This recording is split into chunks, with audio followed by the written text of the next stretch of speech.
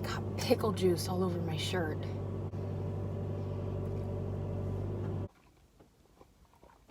Greetings from the Dunkin' Donuts parking lot. Ours is still a Dunkin' Donuts. It doesn't have the Dunkin' sign yet. Where's my New England squad at? So like, I know it's not the longest gap I've had in between videos. Oh, I really hope that sound was picked up because my throat just made a weird noise.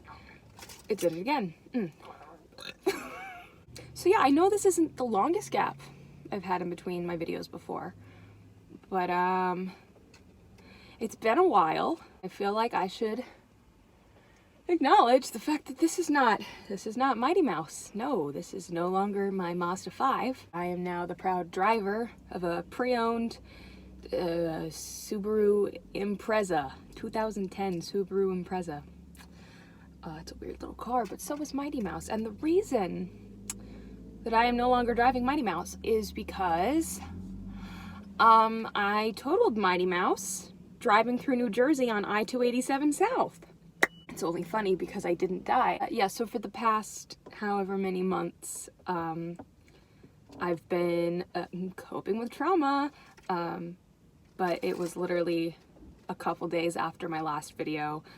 I posted my last video when I was home for Thanksgiving break, and then when I was driving back to school after Thanksgiving break with one of my friends who also lives in Connecticut, yeah, we hit a patch of ice and we spun out of control. I crashed head-on into the center median, and then they usually tell you not to get out of the car in a car accident, but other cars were hitting the same patch of ice and we were on the inside edge of the highway. So we got out of the car and ooh, this is still hard to talk about. Once we got out of the car, neither of us had our glasses on, but my friend, her vision isn't as bad as mine, so she could still pretty much see, but I have worn glasses since I was 3. I am now 22, so you do that math. I have very, very poor eyesight. I am very, very nearsighted. I couldn't see anything, really. Everything was blurry. It was about 10 a.m. It was snowing heavily, and I just hear my friend screaming at me to get out of the car and run. And I look up, and even though I didn't have my glasses on, I guess it was the amount of adrenaline in my body, I could see it. This is the only part of it that I could see clearly, was an 18-wheeler that had hit the same ice, and it jackknifed, and it was sliding directly toward us. You know, in the middle of the highway where other cars are also spinning out, and it's snowing heavily and icy, and we are unprotected, can barely see, standing there in our pajamas. So I literally ran for my life. My friend ran across the highway and she was safe on the other side of the guardrail, but I am not good in a crisis, so I just kept running straight and I was still on the highway. But once the tractor trailer ground to a halt and swept up a bunch of other cars with it and was blocking the highway, other cars were no longer an issue. Yeah, I don't know about you, but being absolutely certain you're going to die 2 separate times within the span of 30 seconds kind of messed me up. And I laugh because that is the only way I know this thing doesn't go all the way up. So there's Velcro and it doesn't stick.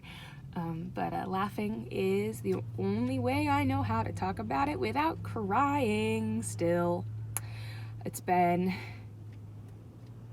this will be the 3rd month since, and basically I've been going to a lot of therapy, and that is where I am on my way to now. I just wanted to document this because I have not done any highway driving since. My calendar is reminding me that it is time for me to leave. I've been driving around this week. I'm home for spring break, so I've been driving around town this week on like side roads and main roads, and it's been going okay because it's roads I know really well. And when I was at school for the beginning of the spring semester, I kept going to therapy via like video chat. It's approved by my insurance. It's like actually a new platform called telehealth, which is, it's like HIPAA compliant and insurance approved FaceTime for you and your therapist, and it's like the secure app. I've been doing that, but I was seeing the same therapist over winter break, and now I'm home for spring break, so I set a challenge for myself to meet with her in person today to drive on the highway to get there. And it's not too long. It's like 20 minutes away. So I'm thinking I should be okay because I've been okay with regular driving. It hasn't been giving me too much anxiety. But yeah, I'm a little nervous to go on the highway again. But what I have on my side is that it's warm out. There's no precipitation, so I know that there's no chance of any ice or slipperiness, which has been like a real roadblock for me in terms of getting back to driving because I crashed my car on December 2nd, right when we were getting into winter weather, and my mom managed to get a new car within 3 weeks and was expecting me to be driving myself around during winter break. But winter in New England, not the best roads, and also very similar conditions to that of my accident. So I didn't do a lot of driving until like the past couple of weeks. I left this car at home and had my parents drive me back to campus, and then when they came to campus to see my last college musical, Into the Woods, I played the baker's wife, and they brought this car down, so I was driving it around for a week on campus, and then to come home for spring break, my dad brought my brother down with him, and then he drove back, and my brother drove this car back because I still have not done highway driving, as I have said, but that would be 3 hours of highway driving along the same route my crash was on. It's been hard dealing with the trauma when I have to pass the scene of the accident frequently, not frequently, but like going to or from school. I have to take that route. There's not really another way around it. Passing the scene of the accident and seeing the spot in the center divider where the concrete's a different color because they replaced the huge chunk of it that went flying. My car didn't break it, the 18-wheeler did, and then the chunk of concrete flew and hit another man in his car. It was really great. We all shared an ambulance ride together. But anyway, going to therapy is cool. I'm on my way to therapy. We'll see how the drive goes, maybe? Yeah. Coming at you live once more post-therapy, now from a Walgreens parking lot. Therapy went well, and driving on the highway was okay. I had music playing, which really helped because I was able to focus on that and not freak out. It's really windy today, so every time the car kind of shook a little bit, that made me a little panicky. But overall, I was okay.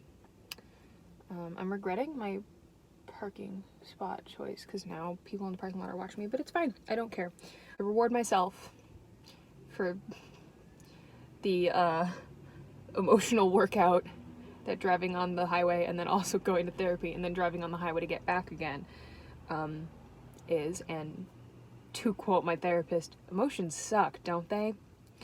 To treat myself, I drove myself to my local witch store and I bought some incense. So, you know, life hack. If you're going through a lot, do something for yourself. I'm not advocating for spending all your money, but incense is like $1.50 a box there. So I got some incense. Guy next to me is vaping and staring at me. That's fun. Therapy is really useful, and you need to take care of yourself, not just physically, but also emotionally. So do something for yourself. See you sometime.